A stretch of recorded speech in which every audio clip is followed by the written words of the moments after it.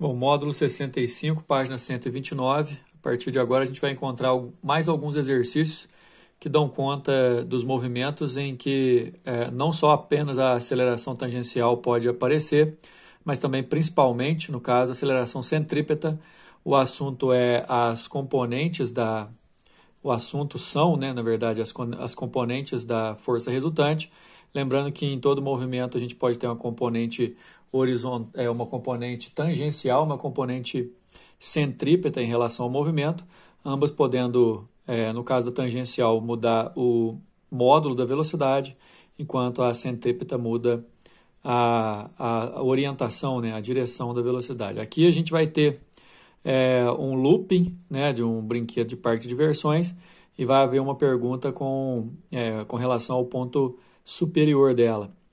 Inclusive, pessoal, prestem bastante atenção numa questão dessa, porque normalmente looping, globo da morte e tudo mais, as perguntas dizem respeito ao ponto mais alto. Então vamos lá.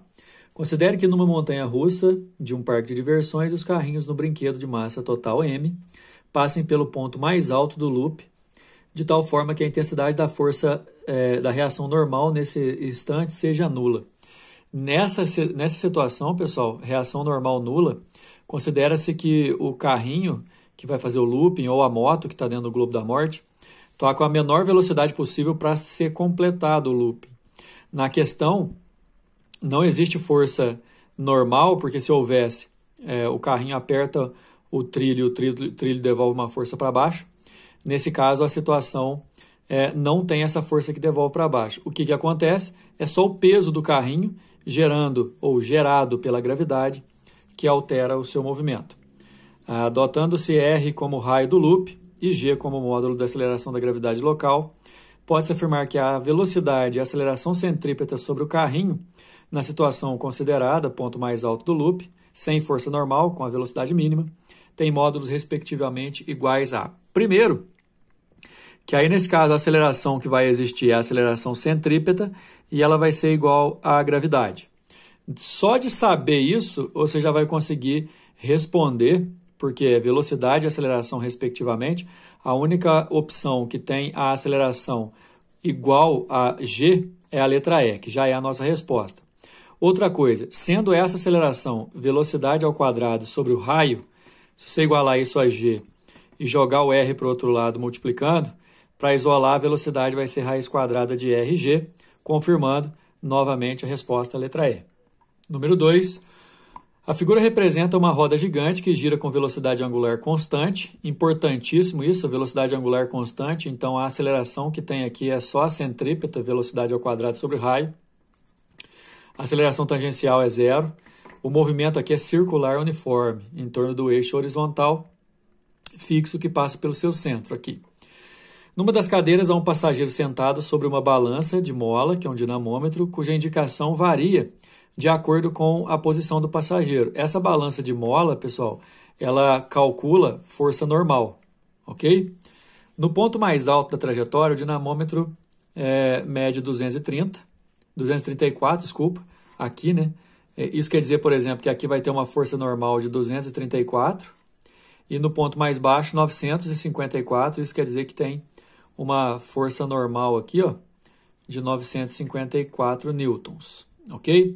E além disso, nos pontos, tanto mais alto quanto mais baixo, o peso, como uma força conservativa, atua sempre para baixo.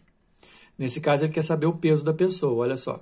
Tomando como base os dois pontos principais, o ponto mais alto, você tem a força normal nesse ponto, chamamos o ponto mais alto de ponto A, o ponto mais baixo de ponto B. Força normal para cima, peso para baixo. Força normal para cima e peso para baixo nas duas situações. Porém, a resultante, tanto no ponto A quanto a resultante no ponto B, tem que apontar para o centro, já que o movimento aqui é circular, a resultante é centrípeta. Nesse caso, como a resultante no ponto A, ponto mais alto, tem que ser para baixo, a resultante, na verdade, vai ser peso menos a força. Então, olha só, peso menos força é igual a força centrípeta. No ponto mais baixo, a força B é para cima, força normal, e o peso para baixo, só que a resultante tem que dar para cima. Por isso que a força B para cima menos o peso vai me dar a força centrípeta, nos dois casos. No ponto A é peso menos normal, no ponto B é normal menos peso. Só que os dois casos me dão a força centrípeta. Sendo assim, eu posso igualar essas duas situações, fazer P menos FA é igual a FB menos P, fazendo assim, ó. Nesse caso, pessoal, se eu passar o peso para cá, somando, fica 2P, e passo o FA para lá, somando também, fica FA mais FB. Então, quer dizer que o peso é o FA mais FB dividido por 2. O FA, que é a força normal no ponto mais alto, 234. O FB, força normal no ponto mais baixo, 954. Tudo isso dividido por 2, porque eu passei o 2 lá dividindo, né? Então, somando aqui, vai dar 1.188, dividido por 2, 594 newtons. A resposta é a letra B. Número 3. Uma estação espacial foi projetada com formato cilíndrico de raio R igual a 100 metros, aqui o raio, como ilustra a figura. O pessoal vai andar pelas paredes aqui, viu, pessoal? Para simular o efeito gravitacional e permitir que as pessoas caminhem na parte interna da casca cilíndrica, né, andando pela parede, a estação gira em torno do seu próprio eixo com velocidade angular constante, ômega. Velocidade angular constante, pessoal, significa que o movimento é circular uniforme e que a força resultante é a força centrípeta. É isso aqui que a gente tem que analisar. Não tem aceleração tangencial e a aceleração centrípeta para nós é velocidade ao quadrado sobre o raio. São essas situações, só de falar que a velocidade angular é constante. As pessoas terão sensação de peso como se estivessem na Terra. Se a velocidade angular ômega for d aproximadamente, a aceleração gravitacional na superfície da Terra tem módulo igual a 10. Então, ele está querendo dizer o seguinte: as pessoas terão a mesma sensação que na Terra se a aceleração centrípeta aqui valer 10. É isso que a gente vai levar em consideração. A situação, então, é a seguinte: a pessoa está andando pela parede e ela está apertando a parede e a parede devolvendo uma força normal. Repara, a força normal aponta para o centro, né, que eu poderia até desenhar aqui na própria pessoa. A força normal é a própria força centrípeta. Essa força normal é o que a gente chama, nesse caso, de peso aparente, que no caso do exercício está falando para ser igual ao da Terra. E aí tem uma outra situação. A força normal é a massa vezes a gravidade aparente, só que essa gravidade aparente tem que ser igual à da Terra, que o exercício está falando. Outra situação. A força centrípeta, pessoal, é mv ao quadrado sobre r, só que esse v aqui, ó, ele é ômega vezes r do movimento circular. Se eu passar esse ômega vezes r no lugar do v aqui, ó, e elevar ao quadrado, fica ômega ao quadrado r ao quadrado, que eu vou cortar com r de baixo, vai resultar essa relação aqui. Ok? Então, essa gravidade vai ser ômega ao quadrado r dividido por m, e aí, no caso, eu posso cortar os m. E aí eu passo o r para lá dividindo, porque eu quero o ômega, raiz quadrada. Como o exercício já me deu, a gravidade aparente tem que ser igual à da Terra e o r tem que valer 100, né? Isso aqui vai dar a raiz de 1 sobre 10. Né? Mais ou menos, isso aqui a gente tem que levar em consideração, que vai ser raiz de 1 é 1, raiz de 10 é 10, eu racionalizo. Aí vai ficar a raiz de 10 sobre 10, que é aproximadamente 0,3, e é radiano por segundo, que é a resposta da letra B. Número 4.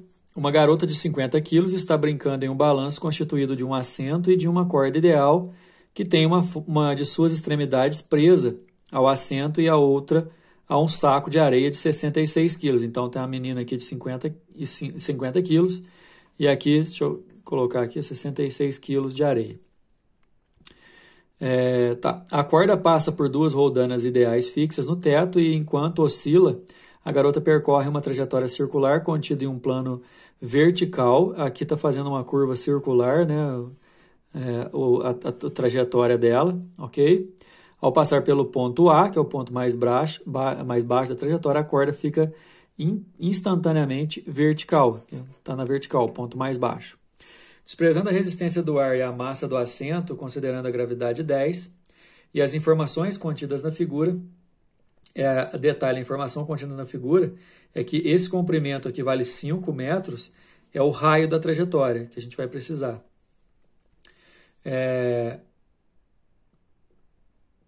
deixa eu ver o que está perguntando, a maior velocidade escalar em metros por segundo com a qual a garota pode passar pelo ponto A sem que o saco de areia perca o contato com o solo é igual a... O detalhe é que nesse ponto A aqui, ó, eu vou ter o peso da menina que vale 500 newtons, porque a gravidade é 10 e a massa dela é 50, e vai ter, quando a corda estiver aqui na vertical, uma força que eu posso chamar de tração, que ela também vai passar para cá, cujo peso dele aqui também vai ser 660 newtons. Essa é a situação. Para o saco não perder contato com o solo, pessoal, a intensidade da força de tração da corda não pode superar o peso, ou seja, no máximo, essa tração aqui, ó, tem que ser igual a 660 quilos. 660 newtons, desculpa. Então, nesse caso, a tração máxima tem que ser igual ao peso, que é a massa vezes gravidade, a tração máxima tem que ser 660. Ou seja, na hora que a garota estiver passando pela posição mais baixa lá no ponto A, eu vou ter uma tração para cima de 660 e um peso para baixo de 500, gerando uma força resultante para cima, já que o centro da curva é lá em cima, que é uma força centrípeta. Ou seja, eu posso falar que a força resultante é a força centrípeta, a força resultante é a tração menos peso, e a força centrípeta é massa velocidade ao quadrado sobre raio.